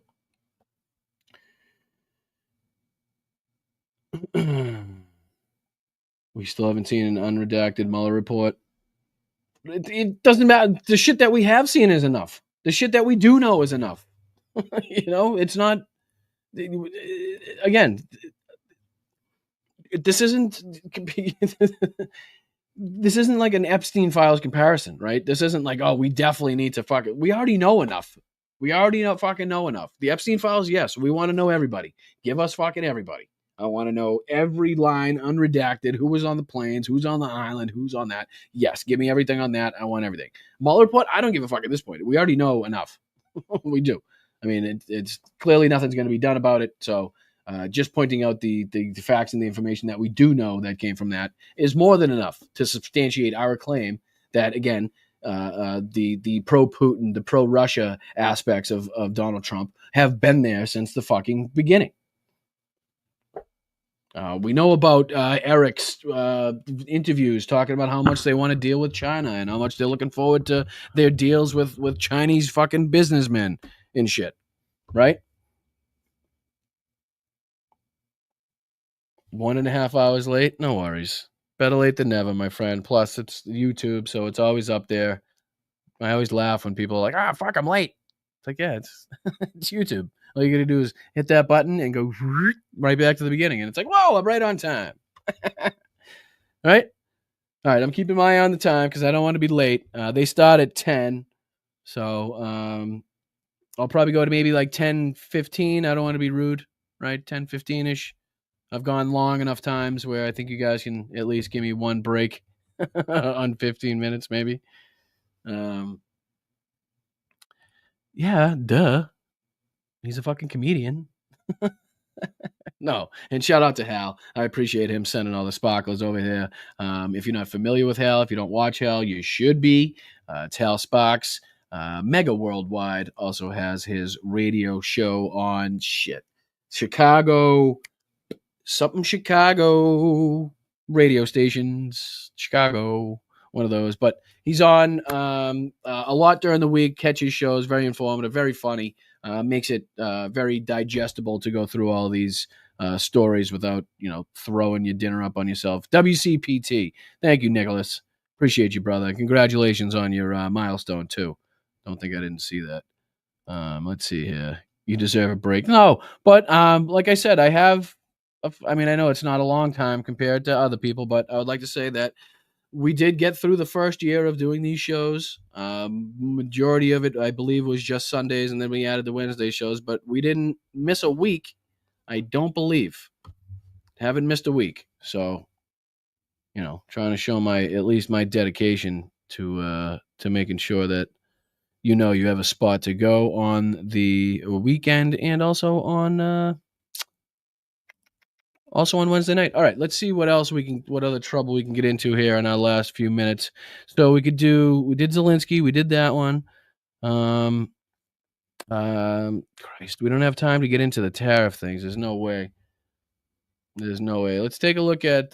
We talked about this with Brett too. Let's take a look at this one. Because we mentioned this in our discussions with Brett too.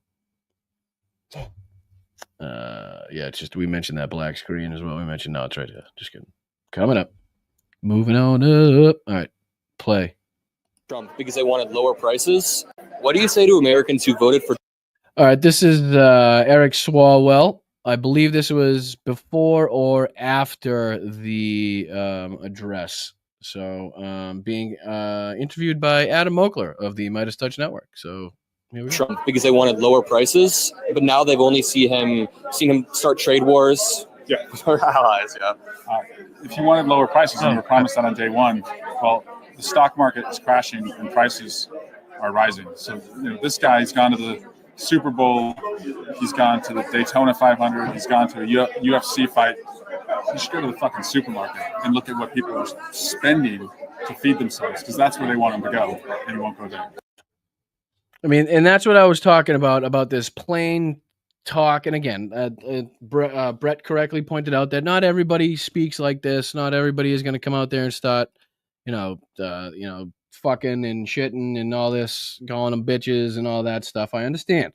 But if it is inside you, if you are a politician that does have that inside you, like an Eric Swalwell, like Jasmine Crockett, and fucking J.B. Pritzker has had a few press conferences where he's made Donald Trump look stupid. And again, that's what we need here. It's not just what we need. Again, I've talked on the show many times about how a sports team is put together, right? It's not all one fucking person and one height and one weight, right? It's all multiple different people doing different jobs to work together, to come together for a common good. That's how I believe a political party should also be set up. You got the fighters, you got the the aggressives, the aggressive people. You got the more law oriented people. Christ, I always forget his name. The one that beat cancer there.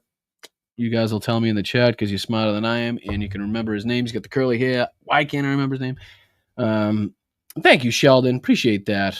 Appreciate that, my friend. And you guys can also be gifted memberships or get one for yourself just below me. It should say join. I mean, it's $1.99. I don't think you can buy anything anywhere else for $1.99 anymore. Oh, Tracy, I meant to ask, did the boys over at the Vanguard ever see my super chat? I had to leave before they got to read it. I was kind of hoping they would accept my my self-invitation on the show to discuss. Jamie Raskin, thank you so much. Thank you so much, guys. I appreciate it. I'm just not good in the I'd be shit at Jeopardy. I'd be shit at Jeopardy. I know the things, I just can't think of it quick enough. That's the problem. Can you play the one with Jasmine Crockett? Do I have one? Let's see here. I usually have stuff from Jazz too. Oh, you know what I did have? Yeah, I'll find one. Let me find one. Absolutely. Talk amongst yourselves. Let me see here. Jasmine Crochet. Just kidding. The joke. See here. She had... Is this a good one? Jogalina, if you could tell Donald Trump anything tonight, what would you tell him? Grow a spine and stop eating Putin's hoe. All right, I'll take it. Trump, anything tonight. First of all, thank you for making the back of my head famous. But second of all, if we could do a sequel, if you could tell Donald Trump anything tonight, what would you tell him? I would tell him to grow a spine and stop being Putin's hoe. First of all, thank you for making the back of my head. First of all, that's the loudest clip in the history of clips. I'm sorry if I just blew anybody's eardrums out. Why that's all of a sudden so loud, I don't know. And Tracy, thank you. And I hope they know it's not like an angry challenge, right? It's just kind of I think we could have a good discussion on it, both being similar minded and maybe being on slightly different sides of that coin. I think it would be a good discussion. One that people may watch. But yeah, Jasmine's the best. She's really good at this lately. I think looks like she's feeling a little frisky with a drink in her hand too. Who knows what you get from Jasmine with after a couple drinks, right? That would I'm sure that's a sight to behold. All right, she has a couple more of them too. There's another good one. I don't even know why we fighting with Greenland. Why we fighting with Greenland? We fighting with Cavs. This is not what we should be doing. I don't even know why we fighting with Greenland. Why we fighting with Greenland? We fighting with Canada. We fighting with Mexico. Yet we in love with Putin. What is happening? Like, this is not America. This is a terrible nightmare. Somebody slap me and wake me the fuck up because I'm ready to get on with it. It is just so refreshing. I'm sorry. From somebody that grew up with people that talk, if not exactly very similar to that, like what the fuck is going on?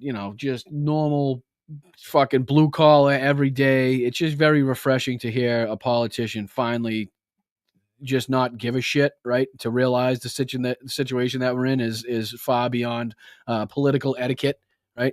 Let's see here. Here's another one. We weren't gonna sit for this shit. We wouldn't, he's hearing all kinds of nonsense and bullshit. Let me just be real. We weren't gonna sit for that shit. We wouldn't. Wait a minute. Is this from the ladies' bathroom as Donald Trump speaking? That's fucking a boss move. That is such a fucking boss move right there. You can hear Trump in the background too. We showed up. And if he had some sense, then maybe we would have been about that life. But y'all know he ain't got no sense. So please give some love. This took a little bit of coordinating to do for sure. We got some cool shirts. We got Madam Williams. He's hearing all kinds of. All right, so there's that one. I also wanted to show you guys this, which is just gross on many levels. And because Massachusetts, I want to show my support for Ayanna Pressley. James Comer decided to have a fascist moment. He decided to want to. He hasn't had enough fascist moments, right? He hasn't had his gotcha moment. He's been made a fool of over and over and over and over and over again in these committee meetings and hearings and the Hunter Biden and the fucking Twitter this and that, and he's been looking like an idiot. Nothing ever came from it. Joe Biden was going to be impeached and this and that and fucking nothing, right? Nothing. So what he decided to do is he decided to cut off Ayanna Pressley, who was in the midst of speaking about being a victim of sexual assault herself, and entering into the record some articles that she wanted to obviously add into. And this was James Comer and how he handled the situation. Unanimous consent request, Mr. Chairman. Have unanimous consent request. Proceed. I'd like to seek unanimous consent to enter into the record this article, and I'll do this as a survivor of sexual violence myself. This is from Courts, March 2018. Without objection, so ordered. Data from Texas shows that U.S.-born without objection, so ordered. So she's trying to do is to read into record the basically the headlines, as far as I can tell, of these articles. Right? James Comer does not want her to get a word out. I don't know if he's been told about this beforehand, right? And what articles that she, proposes to enter into the record, or I don't know what the fuck's going, but he does not want any of these entered into the record. Listen to this. Ordered. We put it in the record. I haven't entered it. You have what? Mr. Chair, can I have several articles. I need to enter them. Let me just go ahead with what the articles are. What's the next article? First of all, it doesn't fucking. What do you care? She entered into the record. Let her say it, and then you can be like, "Hey, yes or no." Like, what the fuck? Let her get a fucking word out edgewise. Let me proceed. Data from Texas shows that U.S.-born Americans commit more rape and murder than immigrants. Listen, this trend of you all trying to get thrown out of committee so you can get on MSNBC is going to end. We're not. The fucking irony. The irony of fucking James fucking Comer talking about doing this or that in a committee hearing to try to get on fucking cable television for an interview afterwards is just the most laughable thing. Is just the most laughable bullshit. If anybody should keep their fucking mouth shut about trying to fucking have, erratic displays or some fucking ridiculous outburst or some gotcha moment to try to get on Fox News afterwards, it's this fucking bloviated, fucking brainless motherfucker. Going to put up with it. This is my procedural right as a member of this committee. You can go with Mr. Frost and Mr. Green. I'm reclaiming my time. That's what you want. No. Ms. Presley, I have been very accommodating to you. Mr. Sobriano, and I take particular umbrage as a survivor of sexual violence. I will enter into the record. This is my right. Thank you. No. It is Mr. Subramaniam. What a spineless little fucking worm he is. No. Mr. Chair. No, you know the process of unanimous consent. You are not recognized. I have several articles to enter into the record. Mr. Subramaniam, if you don't go, we're going to recognize Mr. Timmons. It's the end of that clip, but just a fucking shameful display from James Comer. Again, as a victim of sexual assault, is trying to get out some articles. Again, I would assume pertaining to the subject. He's gonna not let her into the record, cut her off, not let her speak, attempt to fucking have her thrown out, threaten to have her fucking thrown out. Just fucking disgusting shit. Just fucking disgusting shit. I also wanted to show this. I don't have time though. Unfortunately, because I have to get through the thank yous for everybody, and I got to jet out to Matt have a conversation with Matt, the letter hack, and his friends. I hope to see you guys over there. You know what I'm going to do? I'm going to pull up Twitch. Is there a way for me to send the YouTube chat over there, kind of like a I don't know what you call what do you call it? A raid type of thing on YouTube? Let me pull up Twitch so I can do it on Twitch. Ba-dum-bum-bum-bum. I'm going to pull this over here so I can see you guys at the same time. So I know if you're telling me, can I do it? Do you have a... Yes, you can raid with YouTube. You can. Lanzetta, maybe just a short description on how to do that would be fantastic. Thank you. Let me see here. I got to go to that one. I'm going to get this done, guys. I'm going to get this done.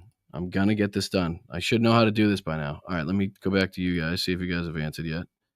Let's see here. Vicky, you should put it up there and read it here. I thought you could. Yes, you can with rated YouTube. I love raids. No, all right, so let me do the Twitch raid here. I'm going to do search and filter. The letter hack. Christ. Why could I never find anything? One second.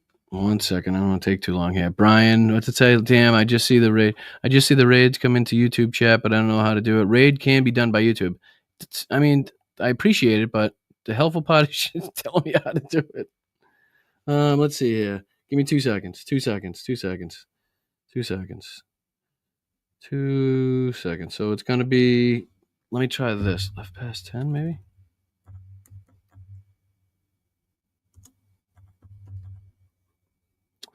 Why can I not find... I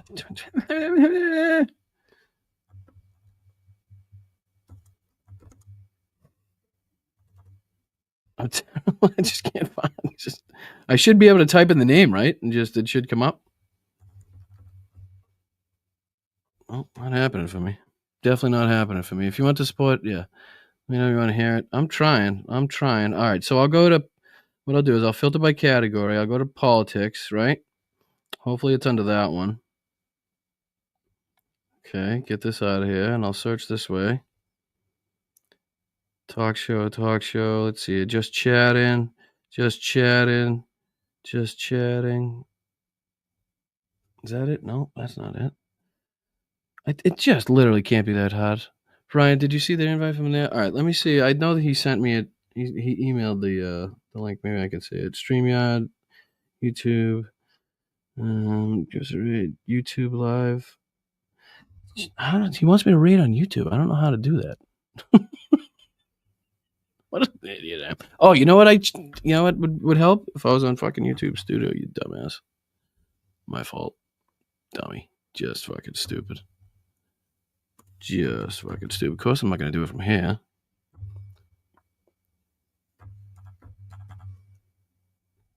Alrighty then. Let's go. I really do appreciate it. It's nice of you to be here till the end. All right, so dashboard. There's got to be a way. I'm going to figure it out. Raid, go to channel analytics. No, I don't want to do that. Explore copyright customization. Let's see here. Let's see. Analytics, no. Community, subtitles, copyright, customization, creative music, search. I'm just complete shit at this. Maybe community? No, that ain't it. Creative support. Create now account, YouTube, switch account, sign out, appearance, YouTube channel, your channel, switch account, no. Oh boy. Shouldn't there be like a live stream thing where I could see like this? Maybe this is it. Enhanced browsing, join today, shopping, comments, members, recent activities, latest posts. Studio, everything but. I get everything but. What's this? Upload videos. Nope. Go live. Nope. Create a post. All right. I tried. I'm shit at it. I'm shit at it. I do apologize. Let me thank you guys. You guys can help me get over there. Yeah, it's Matt the Letter Hack. It's called Left Past 10 is what the show is called. Left Past 10. Live from the apocalypse. All right, let me get through you guys. That sounded weird again. Sorry about that. All right, so I'm going to have to fly. Progressively Independent became a new member. I really do appreciate that, brother. Nordez coming in, as usual, with 5 gifted. Just becomes like a show, every show ritual, and I really do appreciate that. Jen, thank you so much. Nick, thank you so much, dude. Been a year. Let's fucking go. Susie, how are you? Let's fucking go. What a couple months it's been, and it's going to be a fun ride for the next few more. I can tell you that much. Thanks for having Brett on. I really do appreciate it. Trying to get more guests, wider range of people that, the chat may like. Hopefully that will build my, I don't know, clout or whatever the fuck you want to call it in this space. And then we can start getting some people that disagree onto the channel, because that seems to be a lot more difficult to do if you don't have the subscribers on there. But thank you, Yakov, very much. Thank you, Becky. Let's see. Thank you, Sheldon. Let's see here. Rocks, thank you so much. I appreciate you. You foosball loving. Adore you, Boston. Thanks for all you do. Oh, right back at you, Sama. Appreciate that very much. And the fact that you have a Golden Girls profile picture is even better. Right up my heart with that one. Right. Just one of the best shows ever. Petrazi, thank you so much for the super sticker. I really do appreciate it. Jen, thank you so much for the super sticker. Be like our governor, Governor Mills of Maine. Fucking let's go. Thank you, Tony. Thank you, Tobias. Time flies. 12 months. Let's go, Tobias. Let's fucking go. You fucking bastard. Let's fucking go. Oh, thank you, Benny Loco. Gifted a membership. You saint. Whoa, Tobias. Let's rock and roll, brother. Holy shit. Big night for Tobias. Big night for Tobias. Thank you so much, dude. That's huge. And again, anybody that got one of the gifted memberships, one of the 20 gifted memberships from Tobias, make sure you thank him, dude. Make sure you thank him. I know we thank him at the Church of Bryantology here, right? Dogs and E, thank you so much. Take some comfort. Trump will burn in hell for all eternity. Hopefully sooner than later. Slav Ukraine, love you, Brian and Brett. Love to all the Bryantologists. Thank you, Slacks. Appreciate you, brother. And I will make sure to pass on the word. Make sure everybody, all the Midas Mighty, know that it was Slacks who came up with Bryantology. Let's fucking go. Thank you, JD, by the way. Appreciate you, brother. Appreciate you, my man. Thank you, Wes. 10 months. That's fucking incredible. Thank you, Wes. I really do appreciate you.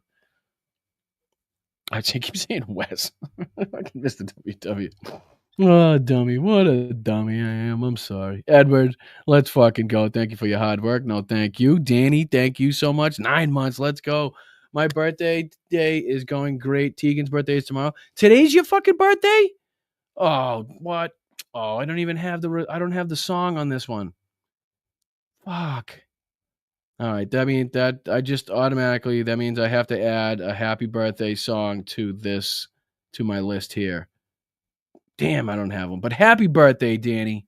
Hope you're having a fucking fantastic day. I'm sorry I'm late on that one. That's my apologies. I'll be sure to send you a message as soon as I get off. And of course, I won't miss Tegan's tomorrow. So thank you so much. Appreciate you.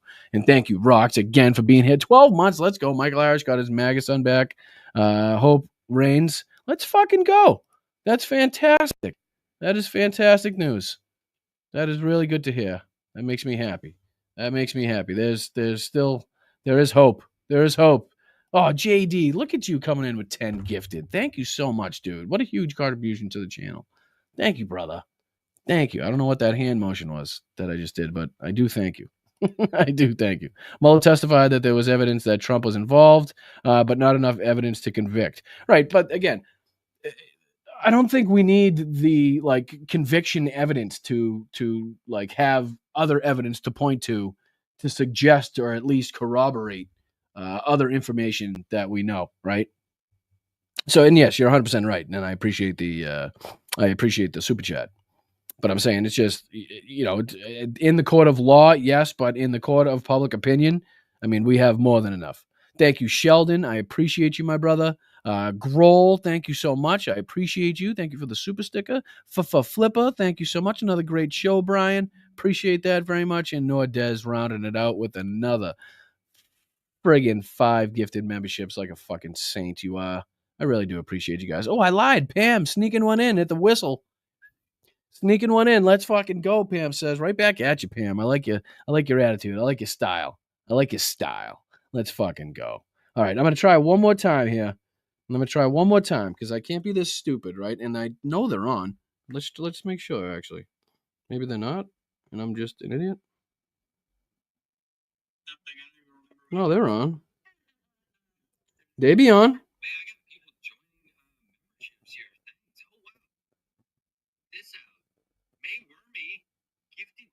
All right, let's see here.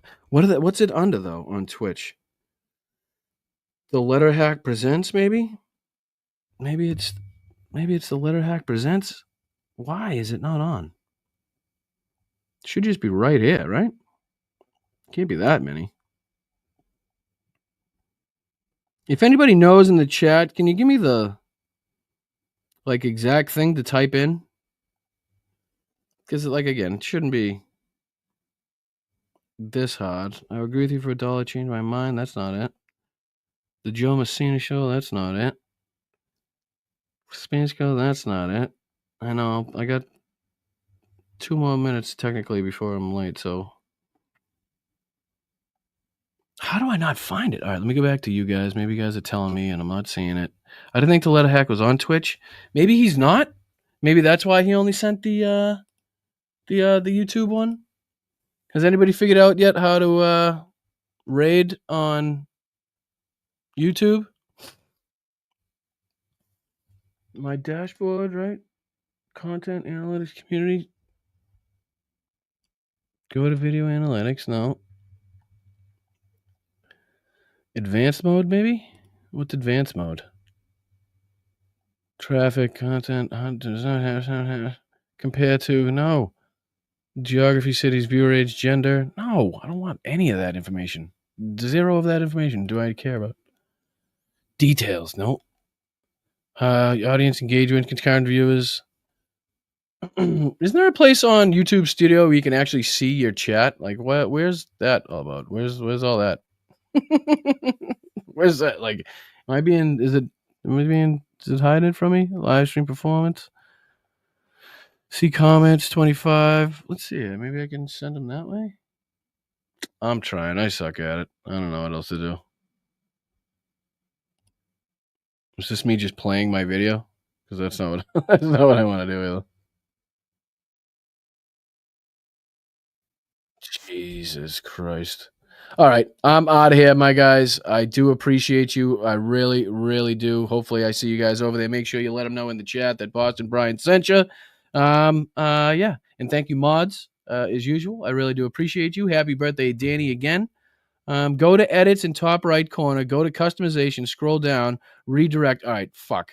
All right, hold on. One more try. Go to edits in top right corner. Edits in top right corner. Edits in top right corner. Edits in top right corner.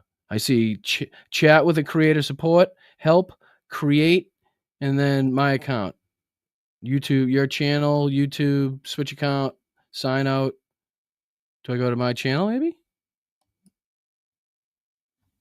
My channel? Oh, that didn't help either. That didn't help either. No, I suck at it. I don't know. I don't see an edit. I don't see an edit. YouTube music subscription show at home. No, I'm terrible at it. It's over. It's over. All right. I'd like you guys to hop over to that channel with me. The link should be in the chat because the mods are fantastic and they've been dropping it. Thank you guys. Yeah. Again, Tiff, thank you. I appreciate it. I don't think he is on Twitch. I think it is only on YouTube, which is why he sent me his YouTube link. And I do apologize, my man, Matt, if you're watching. I am just too stupid, I guess, to figure out how to send my YouTube. I've never heard of rating on YouTube, though, so maybe I'm not the only one that doesn't know how to do that. I'll figure it out. I'll get it on. All right, guys, I take it easy. I appreciate it. Make sure you hit the like on the way out. Make sure you're subscribing to the channel. Make sure you're kicking ass. Make sure you're relaxing when you can, taking the downtime when you can, listening to 21st Century Suffragettes when you can, listening to Hal when you can, listening to Philip Ittner when you can, listening to Midas Touch, listening to Tony and all the peoples, listening to all the peoples. I am breathing. I'm breathing. All right. I appreciate you guys. I will see you over there in about a minute and a half. So thank you. Oh, I don't have an exit video to play, so I'm just gonna have to end it. I'm just gonna have to abruptly end it. Sorry about that. I don't have an end credit. Later, guys.